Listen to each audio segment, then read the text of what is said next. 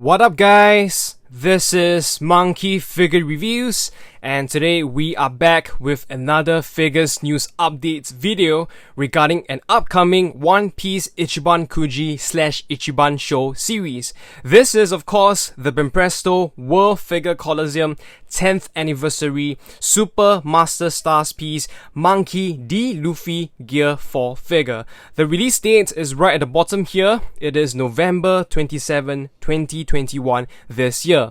And as usual, we are getting 4 versions: the brush, the original, the tones, and 2 dimensions. The height for the figures is 22 cm. This video will be rather short because I don't want to spend too much time dwelling on the details and my opinions on the figure. I had already done so in my older video 2 years back when the competition was first held. So if you want to hear more about them, you can just go back to that video. I'll leave a link in the comments section below.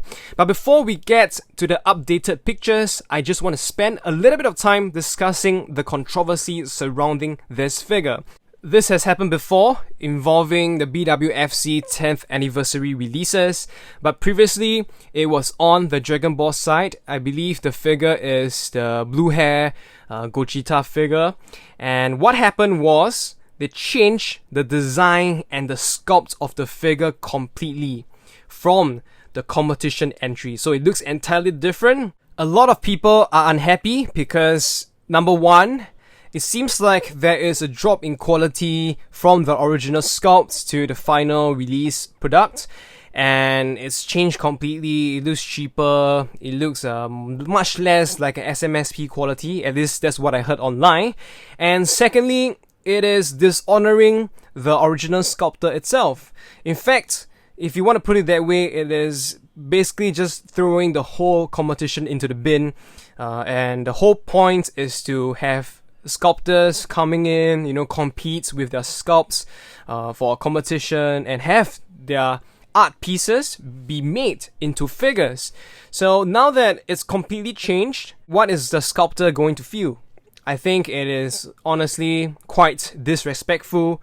I'm not sure if there's any agreement between Banpresto and the sculptors, like, they can have the carte blanche to change whatever they want to.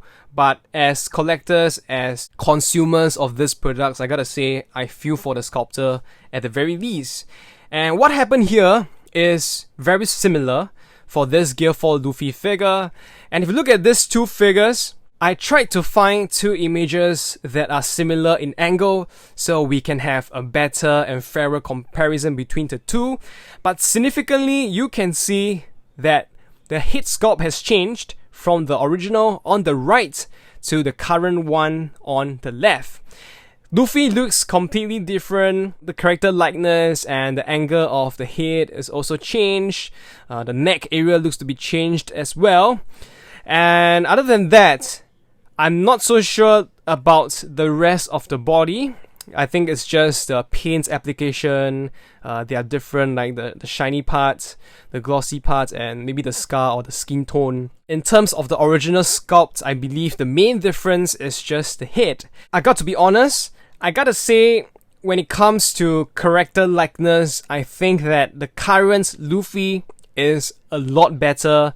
It's much more good looking than the original sculpt.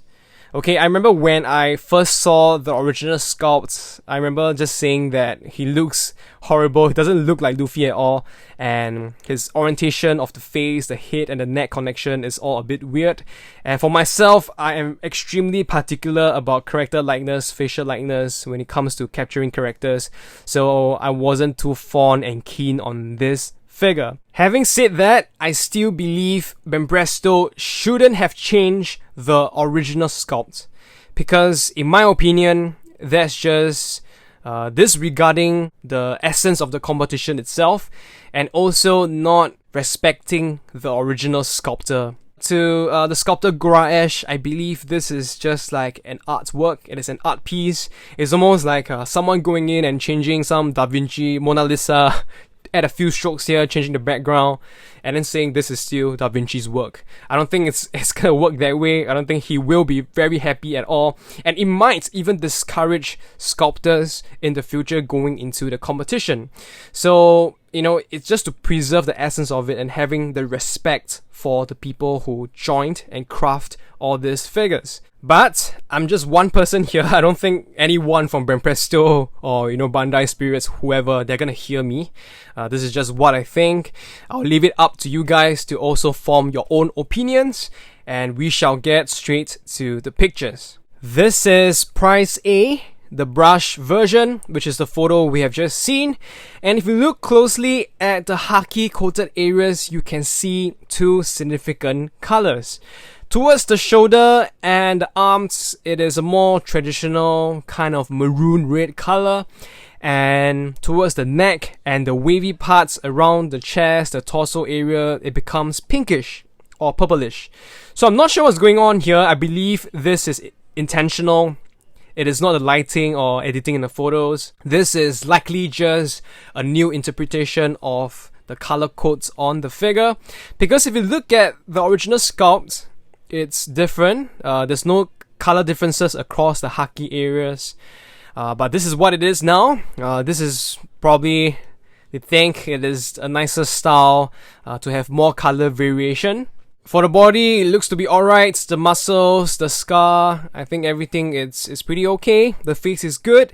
And we don't have many photos, different angles to see. So this is the only one. This is Price B, the original version. Funny because it doesn't really look close to the original. And here you can also see the two colors across the haki. Here around the shoulder and arms is much more darker compared to the red before and less glossy. This is like a dark, deep maroon. And for here, the neck and the chest, it just becomes red in color. And it is matte, so not glossy at all. I do not like this because it just looks like tattoo now. And from my memory, I believe this is the first time they are using this kind of paint application to show haki, which is just very lazy. Maybe they did it for the King of Artists too, I'm not 100% sure. But it doesn't look like haki at all. It doesn't show the, you know, like a coat of haki we can see in the anime. So I do not like it particularly. And other than that, it looks like the skin tone, it's also lighter compared to the previous one.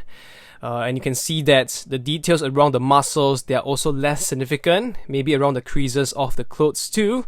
Face-wise, the sculpt is the same, just that it's also darker, and everything else you can see for yourself. This is Price C, the tones version.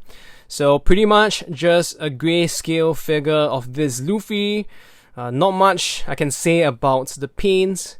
You can see the muscle sculpts. I don't think they added shading and shadowing to enhance the muscles or the sculpts themselves. I can't really tell from this photo. Similar for the clothes and the steam effects at the bottom. Lastly, we have Price D 2 dimensions, or manga dimensions as some will call it.